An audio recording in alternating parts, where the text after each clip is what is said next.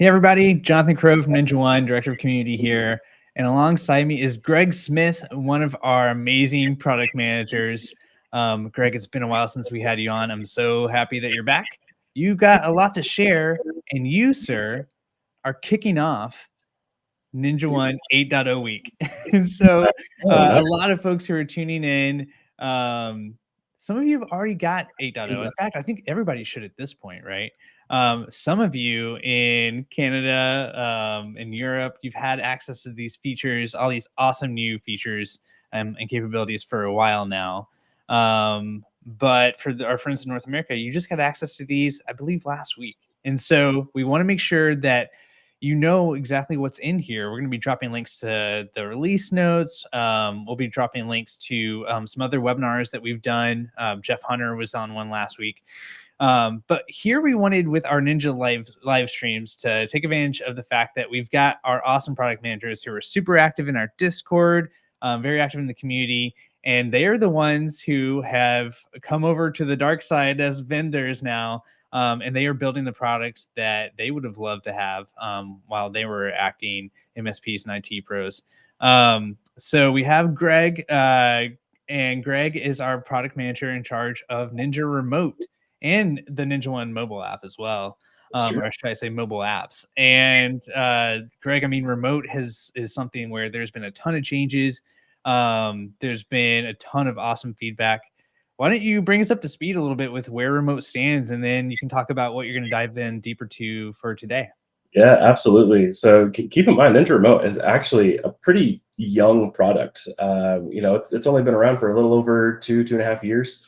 I jumped on board, in late 2022, and it had just been released at that point to a small handful of customers. We've only been live for a little over a year, so there's a lot that's been jam packed into this product since even I've been here. We've done some amazing things. What I'm about to show is probably one of the coolest features that I've ever seen in our product. It's by and large my favorite. When I walked in here on day one, this is the feature that I wanted to implement. And so it's finally come to fruition, and I finally get to talk about it and show it off, not as an idea or something in the future, but something that's live in everyone's environment right now. So I am super excited to share. It's called background mode. If you guys have got questions about it, this is going to be a great Q&A session, but I'm going to show off exactly what it is, what it isn't, how you could take advantage of it. There's actually a bug / feature, if you want to call it that okay, you guys can leverage for a very short amount of time. I'm going to show you something that is going to be a fun little quirk that feel free to take advantage of it until it gets patched soon. And I'll show what that is in a minute. But yeah, I'm super excited to kick off this week. I didn't realize that I was number one in kicking off our 8.0, but man, what a way to start than with background mode. So you're always number one, Greg. And I'm glad, man, I missed my little interjection. You were saying this is the one feature you've wanted to add since day one. And I was going to wait for someone in the chat to throw in, is it dark mode? But no, this dark one mode is coming for our mobile app. So the next time you have me on here, I will tell you that dark mode is live in our end user app, and it will be live in our technician experience soon. So yes, that is an awesome feature, an awesome way for you to experience Ninja. But for Remote specifically, yes. No, this is going to be an awesome feature for us to add here. So let's dive into background mode. So first off, let's talk about what it is. So background mode is the ability to remote into a device without interrupting the logged in user. And so this is not designed to be a full desktop experience replacement. You can't jump in here just like you would a terminal server and expect to have all of the features or UI that you would get remoting into a device. What this is a specific tool for technicians in order to not only get access to like command line and PowerShell, but you still get a UI element to it. So for instance, if you're trying to install an application and the command just doesn't have the right flags or the right parameters to set it up exactly how you want, but the setup wizard does, then you can actually step through a wizard visually because you are physically remoted into that device and you have full access to it. So you'll have a lot of extra tools, a lot of extra benefits that you'll get by being able to remote into that device. But because you're behind the scenes, the end user doesn't know that you're in there. You're not actually seeing any of their sensitive content that they may have up. So if they're in accounting and they've got financials up, or if they've got medical up and they haven't given you permission, you don't have to worry about that, because you're not going to be able to see what they see, and they're not going to be able to see what you see. And so it's a great way to interact with the device and get done what you need to get done without ever having to bother the person that's running that machine currently. So that being said, I'm excited to demo it off. But first off, I just need to show you how to enable that. So this is live in every environment. You don't have to ask your account manager to turn it on for you. What you need to do is just jump into administration and installed apps, and jump into your Ninja Remote app, and you'll see background mode setting here. It's going to be disabled by default, so just jump in and get it enabled. I already have it enabled here. But that's really it. All system administrators, so if you are at the top level, you automatically have access to background mode. There is one additional step if you want to give this to your non-sysadmins. And so if you go into technician roles, and I'll just create a new role here, and jump into system, then you'll see background mode for NinjaOne Remote. And as long as that is allowed, then anyone with that role is going to be able to leverage background mode. And so now here's the exciting part. Let's flip over and actually get connected. So the Ninja Remote icon is there just like it normally is, but you'll see once that's enabled, you actually have this hover option. So if you just click Ninja Remote, it's going to open up a normal session. Same thing with clicking connect. I know it's a little bit redundant, but we didn't want to take away the click the button feature that everyone is used to with muscle memory. But if you select this bottom one down here, connect in background mode, then this is what you get. It is going to require MFA, and that is because just like with PowerShell and command line and remote registry, you're getting access to system level functionality. And we want to just make sure that, let's see what I got the wrong code here. Try this again. The reason why we do this is because you're going to have keys to the kingdom once you're in this device. And if you just do a normal remote session, then you're still kind of restrained by the logged in user's permission. If you want to elevate and they don't have elevated access, then you'll have to know the administrative password. In background mode, you just have all the keys to the kingdom here. So we want to make sure that it's protected.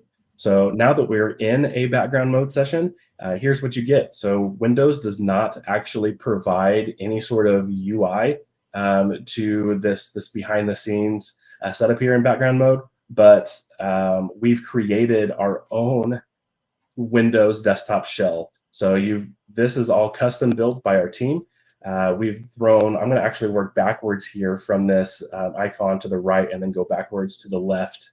And if you guys can see all that, let me make sure. Yeah, you guys can see it. Cool.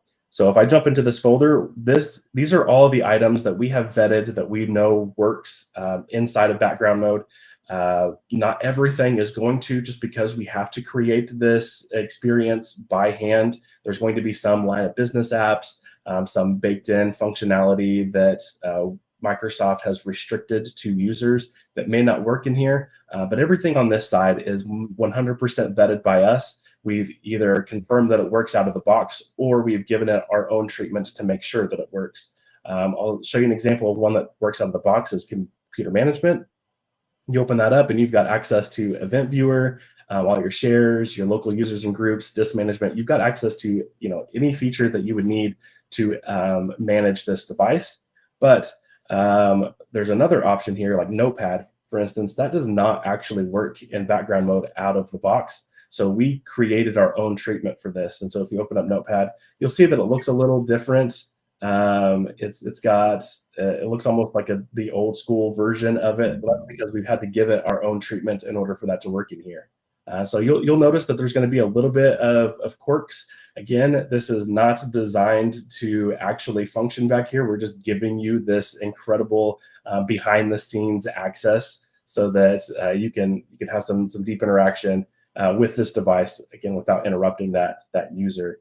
So let's talk through some fun examples. So not only do you have like computer management, we've got this second option here. If you to just run, if you know what the Windows service is, like MS config, for instance, that's our system configurator.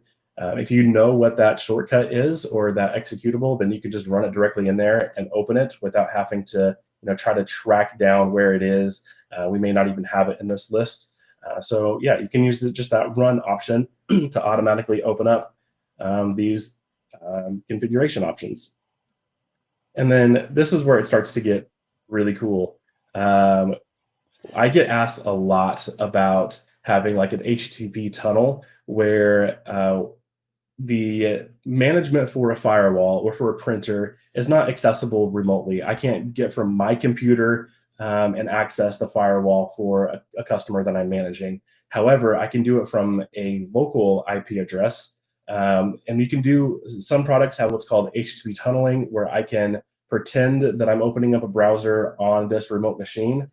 I can actually solve this here. So you can see that I've got Firefox open. This is opening a browser on that remote device. And so if I jump into like my printer, for instance, I actually have it saved here. I have full access to this printer.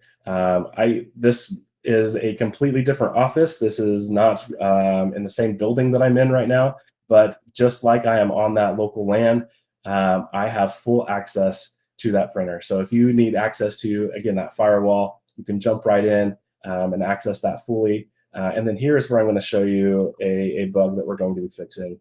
So I can't remember which Discord member it was. Let me grab his name real quick because he deserves a shout out. So give me 10 I love it.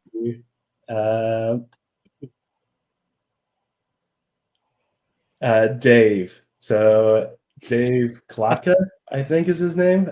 Sorry if I mispronounced your name. He pointed out a bug in here that if you play a YouTube video, it's actually going to be playing out over the speakers of that end user. And so much for behind the scenes background mode, not disturbing them. So definitely don't abuse this bug, and definitely don't use this to run in background mode, wink, wink. So if you want to play something like this, just know it's going to go over the speakers of that remote device. Wait. Patch 9.0. Greg, can you remind me what day it is and what day tomorrow is? Yeah, tomorrow is nothing special, not designed for pranks at all. Just checking. Yeah, use this knowledge as you will. But if you guys abuse this, then that's on you. All right. So again, we have so far established that you have, all of these different functionalities. You've got command prompt, you've got PowerShell, you've got all of your typical utilities that you would need as a technician to work on a device. You can do installation wizards, you can do HTTP tunneling. You've got access to a lot of awesome features here. But one other one that I want to point out, and I think this is the last feature that I want to show off, we actually have access to remote desktop. So I can use this as a jump box. So a good example that we've had a couple of clients ask us, they say, we've got an old machine that is air gapped. You can't hit it directly. It's not on the internet, but we do have a jump box that it has access to. And so if I jump in remote into that device, then I can RDP into that device that doesn't have internet access, but does have jump box access. So I can actually use RDP to jump into this computer and see if I remember the password for this one. I do. Awesome. I've got full RDP access to this other machine. So not only is it in background mode, I've got full access to another device.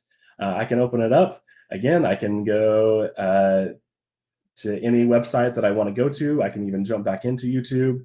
And the video quality is insane. Again, remember, we are 2 levels deep. We have used background mode to get into this device. And then we have used RDP inside of background mode to get to the second device here.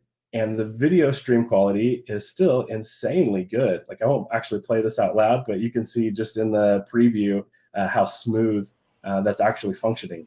So there is a lot of options and a lot of advancement that you guys get with this new additional feature.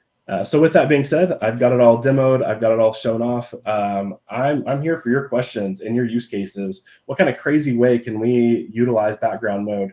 And I'm happy to even do some of these testing on camera here. just so that we can show what does work and what doesn't work. So yeah, let's open it up to questions and see what you guys have got. Wow, bold, Greg. I love it. So I'm going to take your screen out here for a second. We can, of course, bring it back up if people take us up on your very generous offer. I'll also let folks know, I mean, Greg has the voice of an angel, and that's no lie. And so there may or may not be a couple of recordings on Jonathan's phone of us at a karaoke bar, but we don't talk about those things. That's right. No, we stick to business here. Okay. So, yeah, I had some folks in here saying that they've been very excited about this.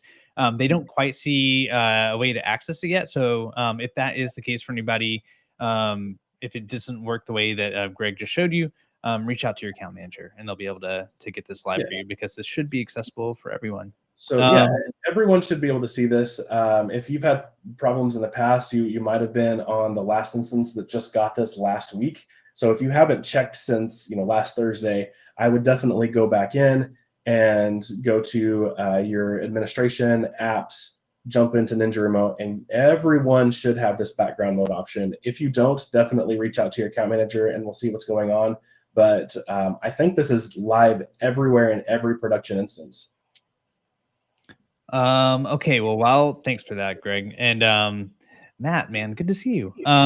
So yeah, any questions for the folks who have been able to play around with it, or if you've been following the progress of Ninja Remote, you've got Greg captive here for another few minutes, so you can take advantage of it and ask him some questions here about how it's working and maybe what's on the roadmap. And with that note, I think what we can do, maybe Robin, if you're in the background there, we can share. What would be helpful, Greg? I mean, we can share links to the roadmap. We can also share links to the release notes as well. So while she's grabbing those, I'll just keep showing off things until we get questions. Again, I'm all about demoing. So as you can see, the device that I remoted into here, here it is. It's just a Hyper-V machine that I've got running on one of my hosts. As I'm remoted in, there is no indication that I'm in here. Again, I know that some people may think that might be some sort of security risk, but keep in mind that I already have full access to this device through Ninja. I can access command line options. I can run scripts. I already have full access to this device. So background mode is not actually going to give me anything that I don't already have outside of just a better way to leverage these tools, a UI experience on top of the commands that I can already send, the scripts that I can already send. And so it's not actually going to expose anything that you don't already have access to. All it's doing is a convenience that you don't interrupt this person. They can continue working. One big benefit here is, let's say you have a help desk technician that's actually interacting and working with this user, and they're asking you for help, and you want to jump in behind the scenes and figure out what's going on while your help desk technician, or maybe you want to remote into it twice. So you can do all of the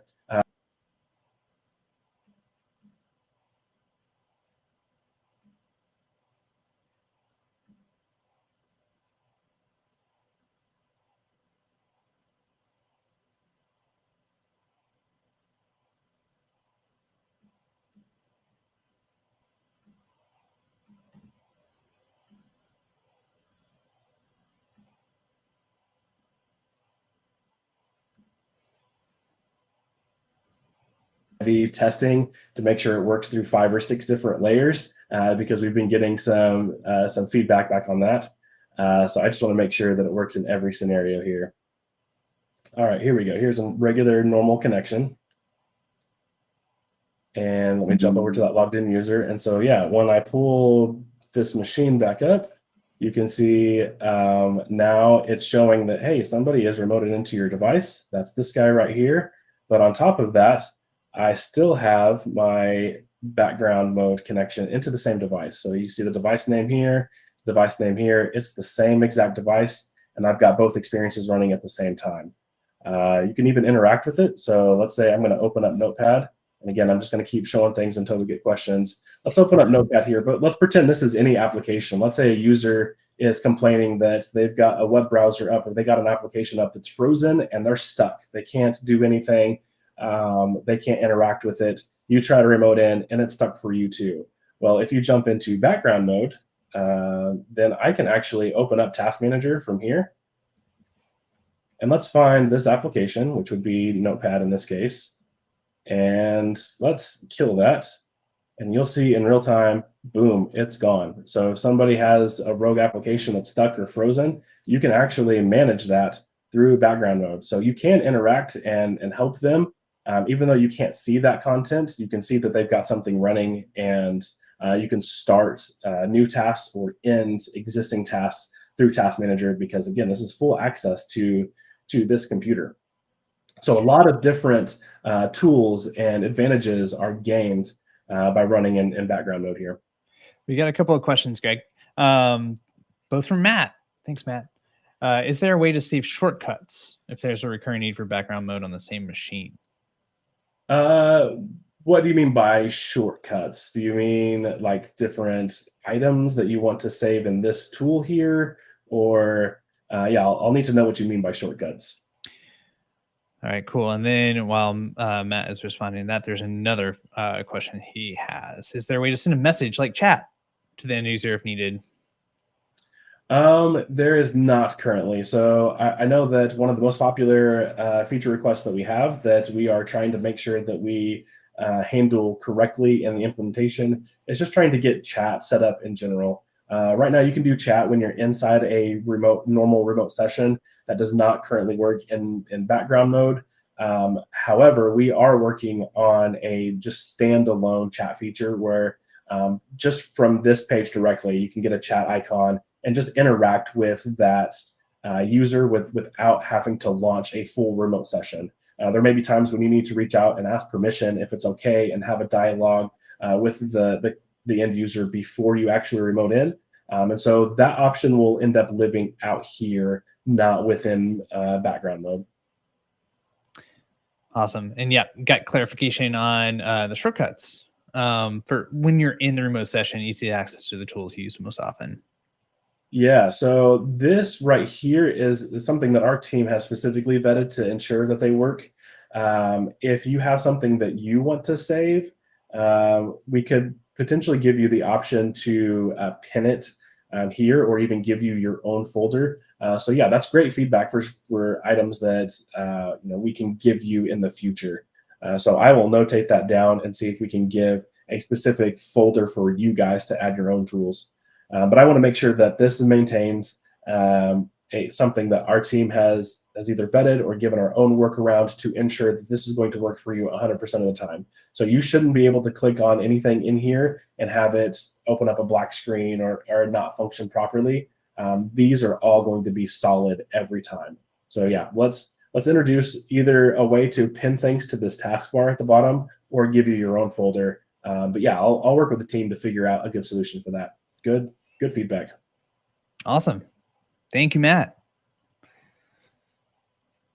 All right, we got a few more minutes left. And I mean, the idea with these ones, these streams, in the past when we've had major releases, we've tried to basically had to pick and choose. We'll do one stream, it's an hour. We'll kind of go through as many things as we can. The whole idea with this one is let's dive into each of these areas because, man, we've got a lot now. And so, yeah, a few more minutes here for Greg, and then we're going to take a brief break, and then we're going to come back at 1 p.m. Eastern in 35 minutes, and we're going to celebrate World Backup Day. So, Greg, you're going to have your buddy Dan come on and be our PM DM, and we're going to have some fun with that one. So stick around. For that. So I actually play D&D every Sunday night, and so I got to hang out with my D&D group of friends and tell them, hey, half of them are IT nerds too. So telling them to tune in to Backups of Bandwidth. It's the best of both worlds intersecting here. So I'm excited to see what Dan has to offer. Even though Dan is a friend, I will say unbiased, he is one of the better DMs that I have ever seen in D&D. So whether it is an actual D&D session, it is a backup and bandwidth, which really is a real D&D session that you guys have, just with the flavor of backups. He is a fantastic dungeon master who takes his craft seriously, and I'm always excited to see what new angle he presents every time he jumps into this. So don't let him know I said that. We can't let him get a big head. So if anyone asks, Too late. no, he's the worst. He's terrible. Yep. And no, kidding. Dan's an awesome guy. So yeah, super excited for that. But as far as I know, we only have a few minutes left. So background mode, awesome feature. Glad you guys love it. Let me know if you have any feedback. But future, we've got cloud recordings that are coming soon. We'll be able to, I know currently our recordings, you can have that ability to save to your local machine. It's not the most robust setup, so we are improving that. We're adding cloud recordings so that you can save that online and that you can view that at any time and gate who has access to that. So a lot of good things coming up there. Linux support. So we're starting with Debian. So anything, your Raspberry Pi, Ubuntu, a lot of your Debian-based systems, whether they're ARM or they are the x64, you're going to be able to utilize Linux very soon. We're hoping to have a beta out this summer, and a little bit later on release that to everyone. And then shortly behind that is going to be Red Hat versions of Linux. So your CentOS is going to function. And yeah, so there's a lot of expanded OS types. We're trying to make sure that any device that you've got in Ninja, you can not only manage that through your RMM or the endpoint side, but you can also remote into it for any of that deeper level access. So those are the two big things that are coming next. And of course, we've got some other random features that we're going to be sprinkling in throughout the year. Password manager injection. So if you've got passwords that you want to save and just push them to the screen that you've got saved in Ninja already or in your own password manager, we're looking into ways to add that as well. So that's another one that's on the top of our list. And I got one more shout out to a community member, Big Dessert. If you guys don't know who that is, you need to learn his name. He is a fantastic person. Back when I was on the MSP side of the fence, and we used a different remote access application because Ninja Remote didn't exist yet at the time. He was able to create some cool tools and leverage those. And so as an MSP lover, I really enjoyed everything that he had to offer. He had one of the coolest tools I've ever seen. Created by a third party. He didn't ask for money. He wasn't associated with any vendor. He just made something because he found it useful for himself, and then out of the goodness of his heart was willing to just share that out to the world. So big shout out to him. I'm so excited that he has moved over into the Ninja ecosystem, and he's still just an MSP guy that's willing to help. But yeah, he and I have had a couple of back and forths, and so yeah, if you see him, give him a big shout out. And of course, there's lots of community members in there that always jump in, and I'm just excited to interact with all of you guys. So feel free to hit me up in Discord if you've got any compliments, complaints, anything in between. I'm here for all of it. I genuinely want to make your life better. As the guy that worked on the MSP side, like most of our product managers, our goal has always been to not build something that sounds flashy but is useless, but instead actually focus on things that really will move the needle for you guys, that really will be beneficial and helpful. And so tools like background mode, I think, are something that you guys can actually leverage to help you with your day-to-day life, instead of just saying, how can we squeeze an AI buzzword into something that actually isn't going to be beneficial? Let's focus on apps that are features that are actually going to help you guys. So anytime you have something that like here's a gap or here's an issue or here's something that doesn't function properly, let us know. Any one of our PMs take all of that feedback seriously, and we want to make sure that we genuinely help you out. So this is just one step towards that goal, and we're going to keep knocking it out. And I'm excited to see all of these updates as we go throughout the week of all of the other product managers who have introduced their own genuinely good product feature updates. Oh man, Greg, thank you so much for that. Extremely well said. You guys really personified everything that we're going for with Ninja, with being open and collaborative and everything. So shout out to you, my friend. And for those of you watching, so again, this is just the first of every every single day this week. The times are going to fluctuate a little bit, but if you are a member of the Discord, you can go to the events section and see the schedule for the week. I believe tomorrow we're going to have Luke come on. I see your short shirt there with Whitelock. Yeah. I actually am repping. So we have offsites where our PM team gets together to just hash out some features and ideas together as a team. And I create these. This is not a Ninja merch per se. These are just items that I've created myself. So I've got a theme for every day. And so, yeah, I'm just repping my friend Luke with his ITAM and ITSM goals that he focuses on. So I'm excited to see what he has to offer tomorrow. And maybe I can talk him into wearing this shirt tomorrow as well. So our creative director's head is exploding. But yeah, tomorrow's documentation. Luke is going to be coming back on Wednesday to talk about PSA. We also have Dan, I think, joining us on Friday. And there's one more. What do we do? Oh, on Thursday, we're doing patching and vulnerability remediation. And so, or vulnerability response. So we have a full week for you. If you check out the YouTube live section, you'll see where all these are scheduled too, so you can get announcements that way. Remember the Discord, you can go and save your spot there, so you'll get alerts and reminders. With that, I think we're going to call this one a day and get ready for our backup dungeon crawl. But Greg, thank you so much again for taking time. Always awesome to talk with you. And always appreciate how open and receptive you are to everything. Yeah, well, again, always glad to be here. Now, everybody go take your bio breaks, check your emails, and be back in 30 minutes because you do not want to miss what's coming up next. The backup of bandwidth are always awesome adventures. So be sure to come back and witness that. Thank you, Greg. Thank you, everybody. We will see you shortly.